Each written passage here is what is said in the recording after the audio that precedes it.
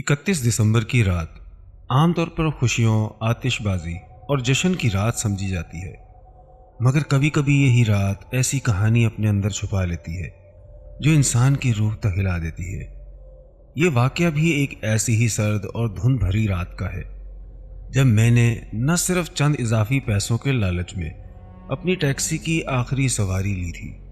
मुझे बिल्कुल अंदाज़ा नहीं था कि उस रात मेरी गाड़ी में जो मुसाफिर बैठने वाली है वो कोई आम लड़की नहीं, बल्कि एक ऐसी रूह है जो अपनी मौत का इंसाफ लेने के लिए वापस आई है। उस रात जो कुछ मेरे साथ हुआ वो मैं आज तक नहीं भूल सका, और शायद इसीलिए मैं आज आपको यह वाकया सुना रहा हूँ। मेरा नाम सलीम है और मैं लाहौर में ऑनलाइन टैक्सी चलाता हूँ। ये वाकया तकरीबन 2 साल पहले का है। 31 दिसंबर की रात थी और पूरा शहर नए साल के जश्न में डूबा हुआ था। हर तरफ आतिशबाजी की आवाज़ें, गाड़ियों के हॉर्न और लोगों की खुशियों की गूंज सुनाई दे रही थी।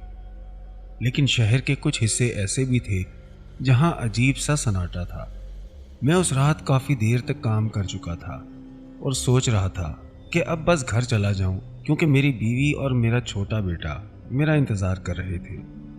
मैंने घड़ी देखी तो तकरीबन 11:50 हो रहे थे। मैं गाड़ी मोड़कर घर की तरफ जाने ही वाला था कि अचानक मेरे मोबाइल पर एक नई राइड की नोटिफिकेशन आ गई। पहले तो मैंने उसे नज़रअंदाज करने का सोचा, लेकिन जैसे ही मेरी नज़र किराए पर पड़ी तो मैं चौंक गया, क्योंकि वो आम दिनों के मुकाबले में 3 गुना ज़्यादा था। मैंने दिल में सोचा कि बस ये आखिरी सवारी कर लेता हूँ और उसके बाद सीधा घर चला जाऊँगा। लोकेशन शहर के बाहर एक पुराने दरिया के पुल के करीब थी। वो जगह दिन में भी काफ़ी वीरान रहती थी। जैसे जैसे मैं उस तरफ बढ़ रहा था, धुंध और गहरी होती जा रही थी और सड़क के किनारे खड़े दरख्त धुंध में अजीब खौफनाक शक्ल इख्तियार करते जा रहे थे। जब मेरी गाड़ी उस पुराने लोहे के पुल के करीब पहुंची तो मैंने देखा कि पुल के बीचों बीच एक लड़की खड़ी थी और उसके पास एक बहुत बड़ा काला सूटकेस रखा हुआ था। मैंने गाड़ी आहिस्ता की और खिड़की नीचे करके पूछा कि क्या उसने टैक्सी बुक की थी। उसने आहिस्ता से सर हिलाया। उसका चेहरा बहुत पीला था और उसकी आंखों में अजीब सा खौफ था, जैसे वो बहुत देर से किसी चीज़ से डरी हुई हो। मैं गाड़ी से बाहर निकला ताकि उसका बैग डिग्गी में रख सकूं। जब उसका बैग उठाने की कोशिश की तो वो हिल भी न सका। मैंने कहा कि छोड़ दे, मैं उठा लेता हूँ। जैसे ही मैंने बैग पकड़ा तो मुझे फ़ौरन एहसास हुआ कि वो गैर मामूली हद तक भारी था। ऐसा लग रहा था जैसे उसके अंदर कपड़ों के बजाय लोहा या पत्थर भरे हों। मैंने माहौल हल्का करने के लिए मजाक में पूछा कि इसमें क्या है, ईंटें भरी हैं क्या? लेकिन लड़की ने कोई जवाब नहीं दिया और बस खामोशी से बैग को देखती रही। बड़ी मुश्किल से मैंने वो बैग गाड़ी की डिग्गी में रखा और डिग्गी बंद कर दी। वो पिछली सीट पर बैठ गई और हम शहर की तरफ चल पड़े। बाहर हल्की हल्की बारिश शुरू हो चुकी थी और गाड़ी के अंदर अजीब सी खामोशी थी।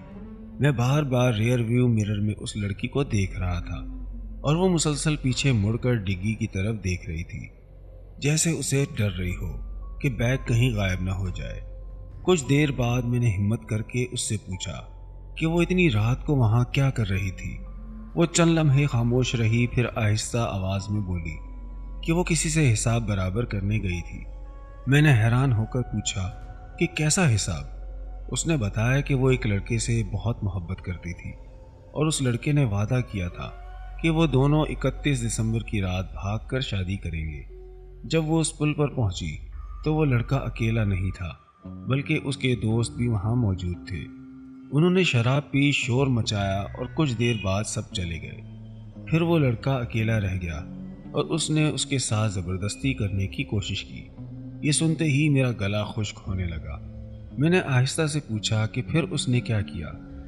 उस लड़की ने मेरी तरफ देखा और कहा कि उसने उसे मार डाला। ये सुनकर मेरे हाथ कांप गए, लेकिन अगले ही लम्हे वो अचानक हंसने लगी और कहने लगी कि वो मजाक कर रही थी। मैंने भी ज़बरदस्ती मुस्कुराकर बात टाल दी, मगर मेरे दिल में एक अजीब सा खौफ बैठ चुका था। इसी दौरान हम उसकी बताई हुई इमारत के सामने पहुंच गए। वो इमारत काफ़ी पुरानी लग रही थी और उसके आसपास भी ज़्यादा लोग नज़र नहीं आ रहे थे। लड़की गाड़ी से उतरी और उसने कहा कि उसका रूममेट फ़ोन नहीं उठा रहा और क्या मैं उसकी मदद करके वो बैग तीसरी मंजिल तक पहुंचा सकता हूँ। मैं दिल ही दिल में घबरा रहा था, मगर जल्दी उस जगह से निकलने के लिए मैंने हाँ कर दी। मैंने वो भारी बैग अपने कंधे पर उठाया और जैसे ही उसे उठाया तो मुझे एक अजीब सी बदबू महसूस हुई, जैसे किसी बंद जगह में कुछ सड़ गया हो। हम दोनों सीढ़ियाँ चढ़ते हुए ऊपर जा रहे थे और हर कदम के साथ मेरा दिल ज़्यादा तेज़ी से धड़कने लगा था। तीसरी मंजिल पर पहुंचकर वो एक बंद दरवाजे के सामने रुक गई और उसने कहा, बस यहाँ बैग रख दे। जैसे ही मैंने बैग ज़मीन पर रखा, अचानक नीचे से तेज़ कदमों की आवाज़ें सुनाई दी। चंद ही लम्हों में 2 पुलिस वाले और एक इंस्पेक्टर सीढ़ियाँ चढ़कर हमारे पास पहुंच गए। मेरा दिल धक से रह गया और मैं फौरन घबराकर बोलने लगा कि साहब, मेरा कोई कसूर नहीं है। लेकिन इंस्पेक्टर ने मेरी तरफ देखा भी नहीं और सीधा दरवाज़ा ज़ोर ज़ोर से खटखटाने लगा। कुछ ही लम्हों बाद दरवाज़ा खुला और सामने एक नौजवान लड़का खड़ा था। पुलिस को देखते ही उसके चेहरे का रंग उड़ गया। इंस्पेक्टर ने सख्त आवाज़ में कहा कि अब तुम बच नहीं सकते। फिर एक सिपाही ने उस सूटकेस की चेन खोली जो मैं अभी ऊपर लाया था। जैसे ही बैग खुला, मेरी चीख निकल गई, क्योंकि उसके अंदर एक लड़की की लाश थी। उसका चेहरा नीला पड़ चुका था और गले पर गहरे निशानात थे। लेकिन सबसे खौफनाक बात यह थी कि वो लड़की वही लड़की थी कि जो अभी मेरे साथ कुछ देर पहले टैक्सी में बैठी थी। मैंने फौरन पीछे मुड़कर देखा, मगर वो लड़की वहाँ नहीं थी। वो अचानक गायब हो चुकी थी, जैसे कभी वहाँ थी ही नहीं। पुलिस ने फौरन उस लड़के को गिरफ्तार कर लिया। इंस्पेक्टर ने मेरी तरफ देखकर कहा कि अगर मैं कंट्रोल रूम को लोकेशन ना भेजता तो ये कातिल आज भी बच जाता। मैं हैरान रह गया, क्योंकि मैंने कोई कॉल नहीं की थी। फिर अचानक मुझे याद आया कि कुछ देर पहले उस लड़की ने मेरा फ़ोन मांगा था। उस वक्त वो अपने रूममेट को फ़ोन नहीं कर रही थी, बल्कि पुलिस को अपनी लाश की लोकेशन बता रही थी ताकि उसका कातिल पकड़ा जा सके। पुलिस कातिल और लाश को लेकर नीचे चली गई और मैं साकित खड़ा रह गया। कुछ देर बाद मैं लड़खड़ाते कदमों से नीचे आया और अपनी टैक्सी में बैठ गया। मेरे हाथ अब भी कांप रहे थे। मैंने जल्दी से गाड़ी स्टार्ट की और वहां से निकलने लगा। लेकिन जैसे ही मेरी नज़र रियर व्यू मिरर पर पड़ी, मेरा खून जम गया, क्योंकि पिछली सीट पर कोई नहीं था। मगर एक लम्हे के लिए मुझे शीशे में वही लड़की बैठी हुई नजर आई। उसके होंठों पर हल्की सी मुस्कुराहट थी, जैसे वो मेरा शुक्रिया अदा कर रही हो। उस रात के बाद मैंने कई दिन तक टैक्सी नहीं चलाई, क्योंकि मेरे जहन में बार बार वही मंजर आता रहा। आज भी जब 31 दिसंबर की रात आती है और मैं किसी धुंध भरी सुनसान सड़क से गुजरता हूँ, तो मुझे लगता है जैसे कहीं ना कहीं वो लड़की अब भी खड़ी है, हाथ में वही भारी सूटकेस लिए, किसी ऐसे ड्राइवर का इंतज़ार कर रही है जो उसके अधूरे इंसाफ को पूरा कर सके।